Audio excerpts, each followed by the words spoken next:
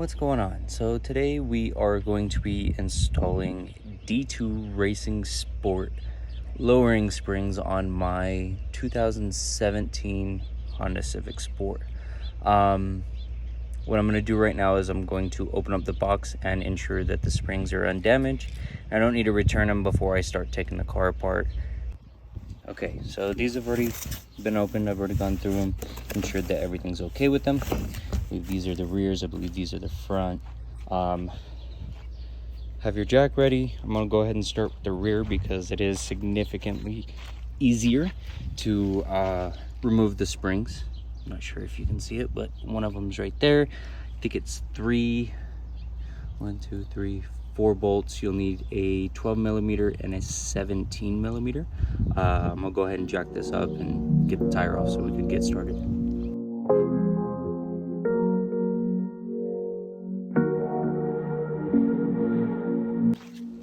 Okay, so what we're aiming for right now is we're gonna remove a 12 millimeter bolt right under here, which is gonna be your sway bar linkage. This is gonna allow you to get the lower control arm to drop a little more so you can clear this spring out. Now, if you have the spring compressors, which fortunately I do, this is gonna come in handy. And then up top, there's two 12 millimeter bolts that we're gonna have to remove as well. You can remove the liner, you don't have to, it just makes it easier.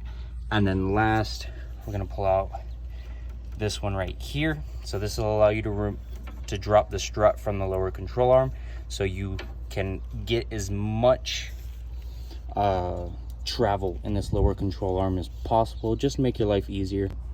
Okay, once you get your car all jacked up, you're gonna want to remove your sway linkage. This is a 12 millimeter socket. You can use a wrench. Sockets are a lot easier. But what you do is you'll remove this all the way. That's the wrong way.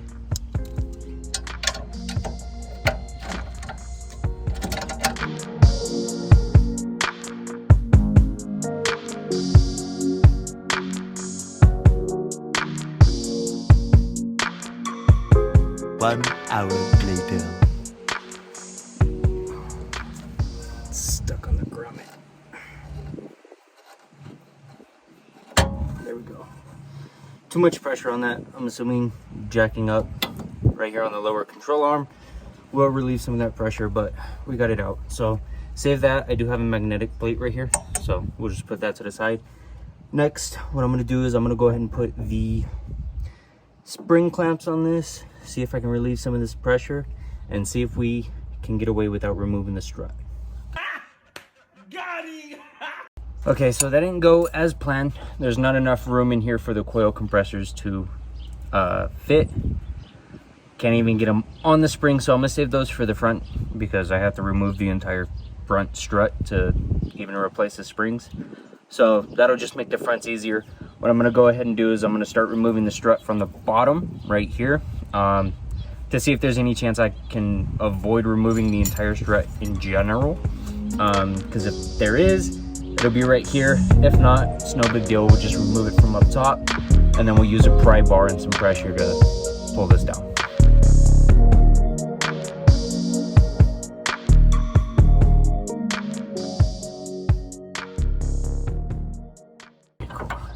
Got that done. Pull that out. Okay. I'll just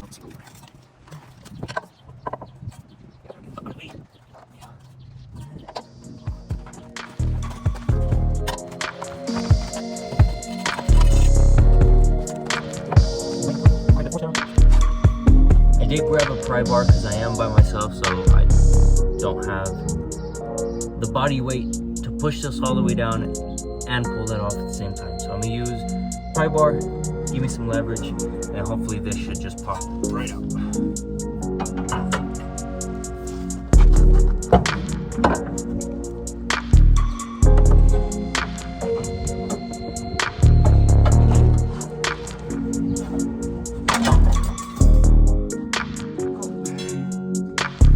Got that out. So what I'm gonna do now, so I'm gonna go ahead and swap out the top hats and the bottom, and then clean this up a little bit, a lot of road debris, and then we'll throw it back on and see what happens. Okay, well, after pulling that out and looking at this a little further, this top hat, right, has these nipples that would lock it into the lower control arm. When I was pulling this off, I did notice these were on the top, so they were facing up instead of down. Right here, I'm not sure if the camera will pick it up. There it is, that little circle indentation. That's from it sitting on the hole on the lower control arm. So my assumption is the previous owner had suspension on it and took it off when they went to go trade in the vehicle or sell it. Okay, just real quick, the black is obviously the OEM strut, or spring rather, right? This is the aftermarket. I'm assuming the rears don't matter much. DSP HH253R, DSP HH253R, but on these two, this will specify DSP HN25 front left, and this one DSP HN25 front right. So these two you will have to orientate correctly. I'm assuming these two don't really matter just because it's the rear and they don't have to fit this strut a certain way. Okay, one more thing. These grommets don't sit perfectly in place anymore because they were on backwards. So all that time, heat and pressure and being worn down upside down has kind of demolded them. I cleaned them up a little bit. I used some ceramic trim cleaner. It's from Chemical Guys, the Hydro Shield. This stuff works great. Don't come at me about the brand and the price and all of that stuff. I don't really care. I used to work for Detail Garage, so I know what this does, and it's going to be just fine for these components. Let's go ahead and throw this back on and see if we can get those to sit proper. Okay, so I'm throwing these back in. What I'm gonna do is I have my pry bar set up so I can drop this lower control arm, but real quick, where is it? This is one of the nipples for the grommet. This is the other one, and it sits in place just like that. So you gotta make sure that you spin your coil, or your spring rather, so it sits in place. This is that lock that was cut. And then, where is it? Right here. You can't really see it, but this is where the lock is. So the coil doesn't, or the spring doesn't spin. But we'll go ahead and drop this control arm just a little bit. You don't need a whole lot of leverage. It's not attached to anything, but just to make it easier, we'll go ahead and do that. And you want to put the bunch of coils on top, because if you put them on the bottom, you won't have any room for your bolt and you won't be able to put it back together. So we'll go ahead and do that.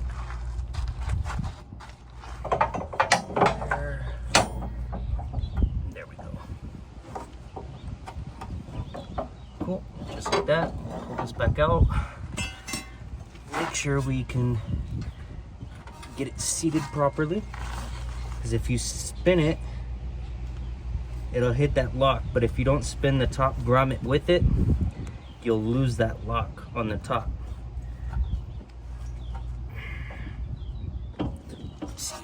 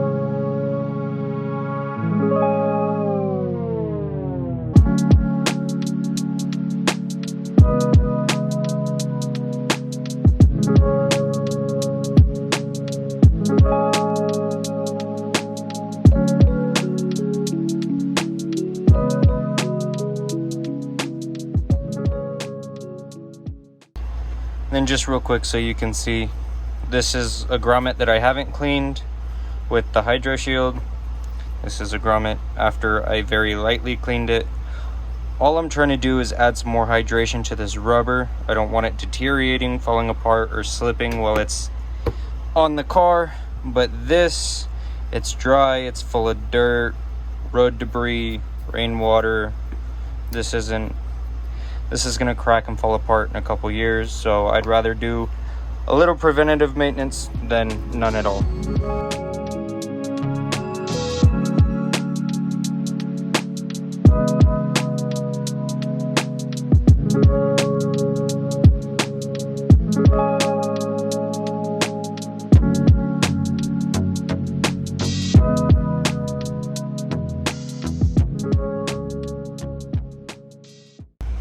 Okay, so I've been working on the passenger side front suspension for about 45 minutes now. It is very evident that the previous owner did have some type of suspension on. When they sold the car, they put the OEM suspension back in, but they didn't use the right hardware. This is not a automotive grade bolt. Wrong washers, and they stripped it when they put it on. They cross-threaded it, used a self-locking nut, and then used the wrong Loctite. So I've been struggling with this for the last 45 minutes. I'm gonna go ahead and finish this up, and then I will film the driver's side for you. This just hasn't been the best side to film, so I'll go ahead and knock this out and then start on the driver's side, and I'll take you with me. Okay, once again, sorry for the wind and the unflattering light. It is late afternoon. Passenger side was an absolute pain in the ass. But that is done. So I'm going to go ahead and start on the driver's side. What I did on the passenger side was I disconnected the tie rod. Down here on the lower control arm, I did take these three off. I'm gonna try and do it this time without it, but I think it is required because you need to drop this lower control arm as low as possible. What else was it? There's a 17 right here, so as soon as you loosen that up, you can pull the strut up. I would put some WD-40 in there, it just makes it easier. And then of course the 314s at the top of the engine bay, these ones right here. And then in here, I'll loosen this up, but I'm gonna save this until I'm pulling the spring off. This is what's holding your top hat on.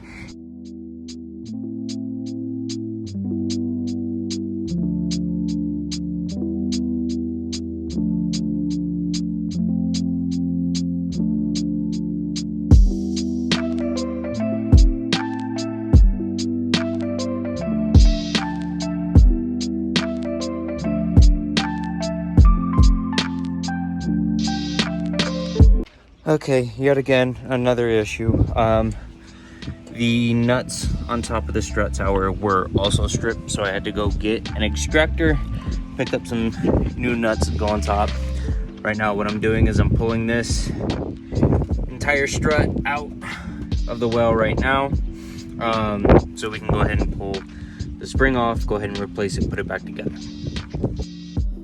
Okay, finally got the strut off. So obviously doing this with two hands isn't gonna work, but I have the strut right here. There's one spring lock, and here's the other. So basically what you're gonna do is attach it to the spring. It's got these little pins right here. What it does is locks around the coil itself. So push it in and it locks, pull it out, unlocks, lock, unlock. So they put that on there so the spring doesn't get away once you get your pressure on it. There's one. And then you want to try and get them as even as possible, because once you start to put pressure on this, it'll become like a rocket. So if there's too much tension built up, and you don't put those springs on, what it'll do is it'll slip around the spring like this. You can catch your fingers in it. I've done it before, unfortunately. Loosen this one.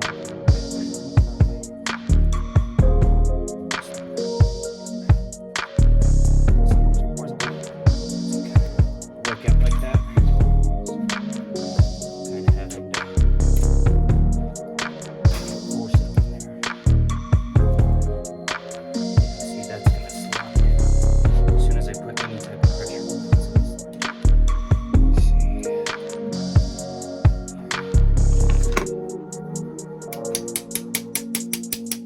Wrenches or hammers too.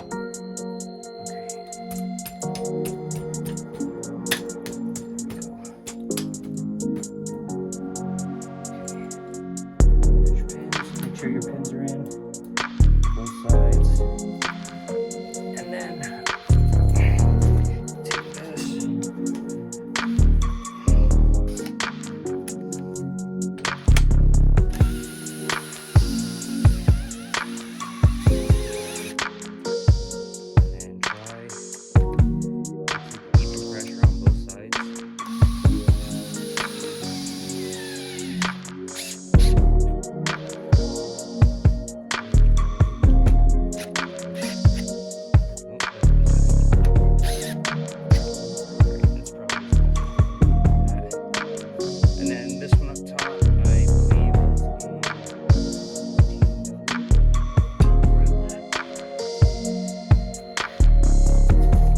This is the 17. So now there shouldn't be any pressure on there. If there is, it's very little. And you're not going to have a projectile going off in your garage or at your face. I still wouldn't do what I'm doing. Matter of fact, was I going the right way? No, I wasn't. Of course I wasn't.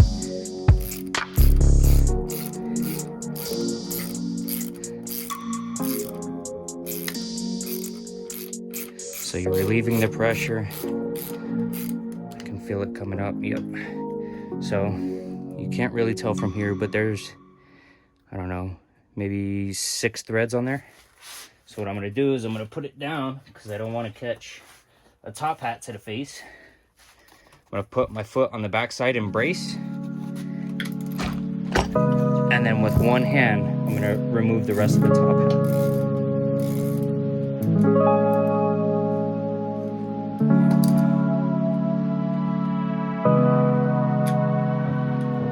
See, nuts off, no pressure behind it.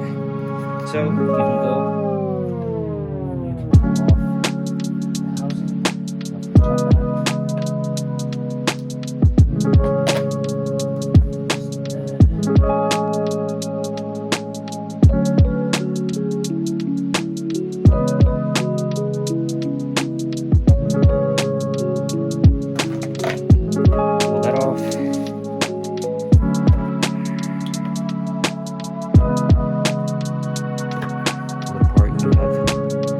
Stopping it. That side.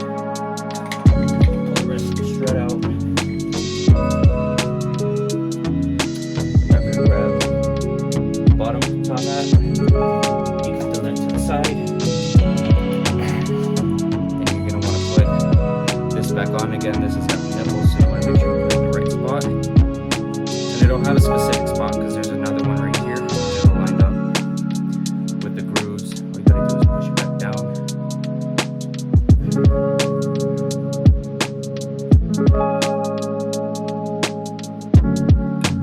Right back into place. Just like that. Take your new spring. Put that on top.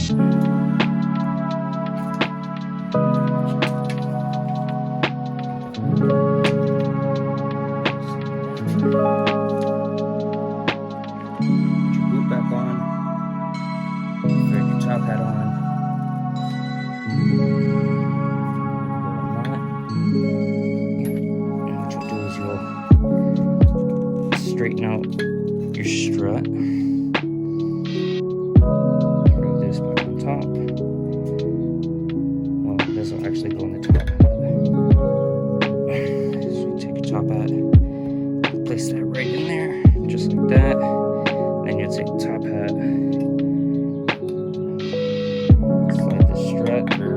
piston of the strut back in, just like that. And then you'll take your nut, screw it back on. Just like that.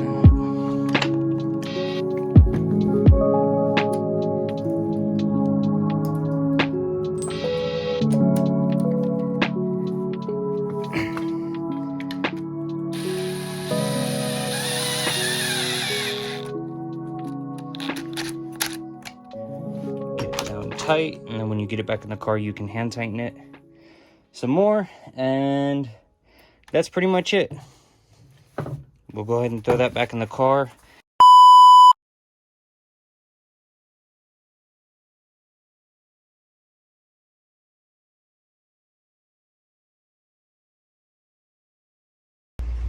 Okay, well, obviously it's another day. Changed clothes. Yesterday we had some unforeseen issues and I ran out of daylight. I actually had to rip my axle out. The previous owner ripped the CV boot and just kind of left it as is, so there was grease everywhere. In the process of trying to put the strut back in, it completely tore off and ripped the boot. But I am ordering a new axle, but you can see it is in. Basically same thing as the rears. Make sure your bottom hat and your top hat are seated properly. So make sure you put this on, it snugs on. There's a little clip right here. Install on the back of the hub. This is your 17mm bolt. Your sway linkage is a 14. I did have to pull off the tie rod, or the steering rod, just because of the axle. You can see there it's a gray boot. But that's pretty much it. Like I said, I will update you guys when I get the axle.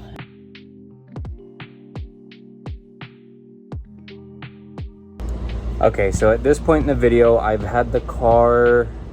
been driving the car for about a week with the new suspension on it. It's been about 2 weeks since the previous clip.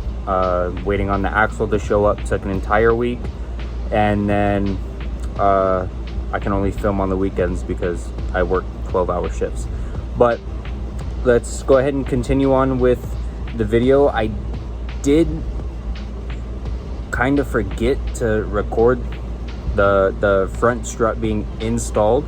I was just trying to get this over with, but it is very simple. I'll go ahead and make a quick little snippet of basically all that you're gonna unbolt and rebolt back on. The only hard part for me was pulling the entire strut assembly out of the knuckle, just to get the clearance in between the top of the fender well and the actual strut itself. Was a little difficult, but once I did get it done, obviously it got done.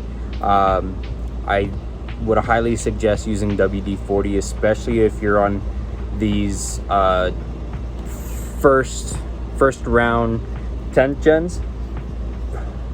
The amount of road debris and road salt and rain and all that other stuff that's going to be built up is going to have the strut, I'm not going to say rusted, but it will be stuck to the knuckle. Put some PB Blaster or some WD-40 in there, it should slide right out. But let's go ahead and continue on with the video. Okay, so forgive the angle, but this came off, so you need I believe it was a number 5 Allen key to hold the threads still, and then the backside I believe was a 12mm. You can use a wrench or a socket, but because of the Allen key, if you're not using an impact gun, you will need to use a wrench. Your 14mm right here, 14mm right here, you go ahead and take that out. This will release your strut. And then, sorry, that's a 17. The 3 up in the engine bay are going to be your 14s. On mine, I will show you, they were stripped out almost completely. I'm using them for now. I am going to order some new replacements, but for now that's all I needed in place. And then again, make sure you replace your spring on in the right orientation, and do use the top hats. Those are going to lock the spring in place so it doesn't rotate. If you have a loose spring, there's going to be extra travel in your piston, and you're going to end up bottoming out a lot more, and you do run the risk of the top hat coming loose from the piston itself. And if you hit a pothole hard enough, or even a speed bump, something like that, this whole assembly can come loose. Get these out of the way. And just to show you, this is the type of stuff that I was dealing with. They're chewed up, completely rounded out. This I took a Dremel to kind of try and get a flat surface on. This one I'm okay, this one's okay. But I did order a set of new ones for both towers from Honda, just so I'm not driving around with these, and then if anything ever happens and I need to take them off, they're not going to be an absolute pain. But that's just to kind of show some of the explanation of what I had to deal with and why it was so difficult, especially using hand tools. You know, it's not ideal on stripped bolts. Also, I did replace the axle. This is the new one right here. Engine is a little hot still, so forgive me for being a little squeamish. Right in here, you can barely see it right here. All I did was I took a large flathead screwdriver. I used it as a pry bar, and as it's sticking out, what you want to do is you want to pop it in one go. You don't want to try and wedge it, because then you'll tear into this aluminum casing on the transmission. You have to pop it. Like if the stick is sticking down right here, your pry bar sticking down, you want to pop it really good, and it's gonna force the spring that's on the end of the, or the clamp rather, that's on the end of the axle that's holding it into the transmission. It'll pop that loose so you can pull this all the way out.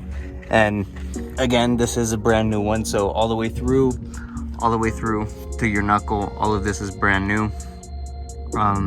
Eventually I will make a video on doing these, because I do need to do the passenger side, but with the stress of using this as a daily driver and trying to get it done as soon as possible so I can put out the video, I did forget to record doing this part of it. But it's really simple. It only took us about 45 minutes to pop out the old one, pop in the new one, and then get everything sorted to drive up. The passenger side, however, is a lot larger. So let me see. Can you see it? You can barely see it. So this is going to be your axle. Obviously, this goes in, and then it comes all the way out, and then you have a split right here, this joint, and then you're going to have your boot right here. This is going to be on your engine side, and then of course you have another boot over here on your knuckle. Now, I don't have any priority to do it here soon, but like I said, I will make a video on replacing these when the time comes for this one, which will probably be within the year.